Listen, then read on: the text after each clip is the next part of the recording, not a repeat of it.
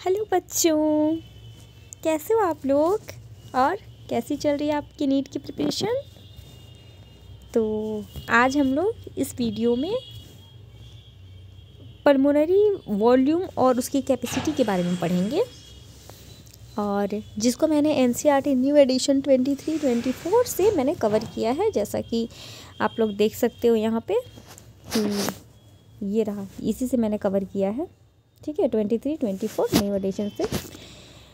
और इससे पहले अगर आप मेरे चैनल पर नए हो तो चैनल को सब्सक्राइब करो और बेल आइकन दबाओ ताकि एनसीईआरटी इजी एक्सप्लेनेशन का वीडियो सबसे पहले आपके पास पहुंचे। और इस चैनल पे मैं एनसीईआरटी 11th और 12th की दोनों बायोलॉजी की हर एक चैप्टर के हर एक टॉपिक को बिल्कुल इजी वे में एक्सप्लेन करने वाली हूँ, जो कि आपके लिए बहुत ज़्यादा हेल्पफुल होने वाला है। तो इसलिए मैं बोल रही हूँ कि आप लोग इसे मिस नहीं करो और अपने दोस्तों में भी शेयर करो ताकि उन्हें एनसीईआरटी नाम की जो भूत है उस भूत से उन लोग का डर ख़त्म हो। ठीक है चलो वीडियो स्टार्ट करते हैं। तो सबसे पहले ये जानना होगा कि रेस्पिरेटरी वॉल्यूम या फिर रेस्पिरेटरी कैपेसिटी होता क्या है। तो देखो बच्चों, वॉल्यूम लिखा हुआ है, तो ये जो वॉल्यूम होता है ना, वो गिवन कंडीशन में होता है। गिवन कंडीशन में या गिवन सिचुएशन में गिवन टाइम पे होता है।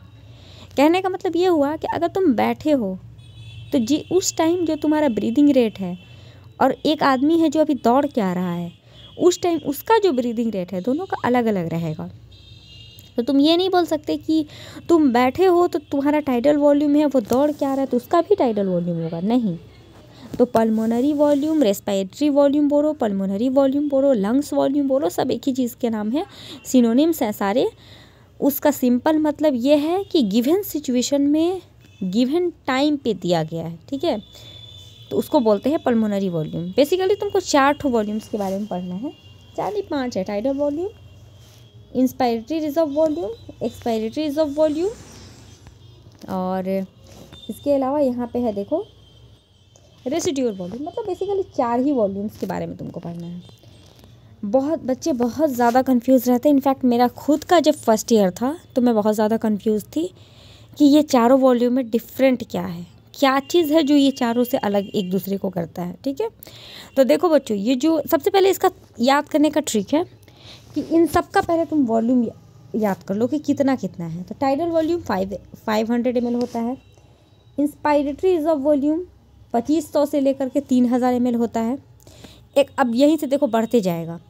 एक्सपायरेटरी रिजर्व वॉल्यूम जो होता है वो 1000 से लेकर के 1100 ml तक का होता है। ठीक है, उसी तरह यहाँ पे जो रेसिड्यूअल वॉल्यूम है, अब 1100 वहाँ पे ख़त्म हो गया था ना, अब यहाँ पे देखो 1100 से लेकर के 1200 तक का होता है। ठीक है, तो इस सब का पहले तुमको वैल्यू याद होना चाहिए। दूसरा कि ये होता क्या है, तो जो टाइडल वॉल्यूम होता है वो रेस्टिंग कंडीशन में, ध्यान से सुनो, रेस्टिंग कंडीशन में कितना गैस का एक्सचेंज हम लोग कर पाते हैं उसको बोलते हैं टाइडल वॉल्यूम।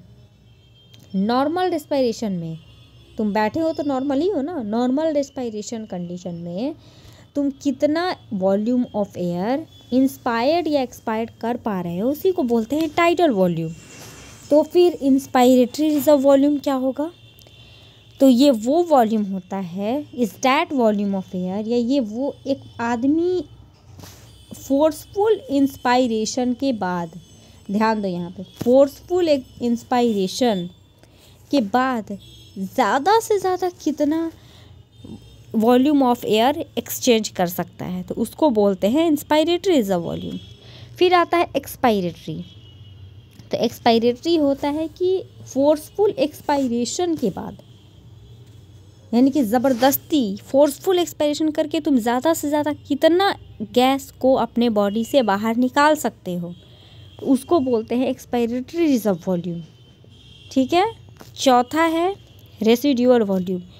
ये है कि फोर्सफुल, ज़बरदस्ती, यानी कि फोर्सफुल एक्सपायरेशन के बाद जितना वॉल्यूम तुम निकाल लिए उसके अलावा जो लंग्स में तुम्हारे वॉल्यूम रह गया एयर का, उसको बोलते हैं रेसिड्यूअल वॉल्यूम, यानी कि रिमेन रह जाता है, वो ख़त्म नहीं होता है। वो किसी भी हालत में जो एयर, जो गैस तुम अपने लंग्स से बाहर नहीं निकाल सकते, उसको बोलते हैं रेसिड्यूअल वॉल्यूम। ठीक है, इसका वैल्यू होता है 1100 से लेकर के 1200 ml। ठीक है, इसके अलावा आता है इन कैपेसिटी। कैपेसिटी बोलते हैं 2 या 2 से ज़्यादा वॉल्यूम का कॉम्बिनेशन होता है, जैसे कि इंस्पायरेटरी कैपेसिटी। इंस्पायरेटरी कैपेसिटी का सिंपल मतलब होता है कि टाइडल वॉल्यूम और इंस्पायरेटरी रिजर्व वॉल्यूम दोनों को जोड़ने के बाद जो फाइनल हमारे पास रिजल्ट आएगा उसी को बोलते हैं इंस्पायरेटरी कैपेसिटी। यानी कि टोटल वॉल्यूम ऑफ एयर जो एक आदमी, देखो सब में नॉर्मल लगाना है, नॉर्मल एक्सपायरेशन के बाद तुम ज़्यादा से ज़्यादा तुम्हारे लंग्स के अंदर कितना एयर आ सकता है उसको बोलते हैं इंस्पायरेटरी कैपेसिटी। एक्सपायरेटरी क्या होता है कि टोटल वॉल्यूम ऑफ एयर, यानी कि ज़्यादा से ज़्यादा कितना एयर है जो नॉर्मल इंस्पायरेशन के बाद तुम एक्सपायर कर सकते हो। फिर आता है functional residual volume. Functional residual volume कहते हैं ये कॉम्बिनेशन होता है ERV और RV का। ठीक है, ये होता है कि वॉल्यूम ऑफ एयर जो रिमेन हो जाता है, यानी कि लंग्स में हमेशा रहता है, कब? नॉर्मल एक्सपायरेशन के बाद। दोनों में देखो डिफरेंस है, फंक्शनल रेसिड्यूअल कैपेसिटी दूसरा है और रेसिड्यूअल वॉल्यूम दूसरा है। तो फंक्शनल रेसिड्यूअल कैपेसिटी में नॉर्मल एक्सपायरेशन के बाद, जबकि यहाँ पे देखो था फोर्सफुल एक्सपायरेशन के बाद, तो दोनों में फ़र्क है, ये याद रखना। ठीक है, इसके अलावा आता है वाइटल कैपेसिटी। तो वाइटल कैपेसिटी में बच्चों सारे वॉल्यूम रहते हैं, सिर्फ एक नहीं रहता, वो क्या है? तो RV नहीं होता इसमें। तो मैक्स, इसका डेफिनेशन याद रखना असर्शन रीजन के लिए। ठीक है, maximum volume of air a person can breathe after a forceful expiration. ठीक है, और टोटल लंग कैपेसिटी तो पता ही है कि जितना भी वॉल्यूम तुम्हारे पास है सबको जोड़ दो। ठीक है, तो अगर इसका वैल्यू लगभग 6000 के आसपास तक होता है, इसका जो वैल्यू होता है ना लगभग 6000 के आसपास तक का होता है। ठीक है, तो अगर वीडियो अच्छी लगे तो like, share and subscribe. Thank you.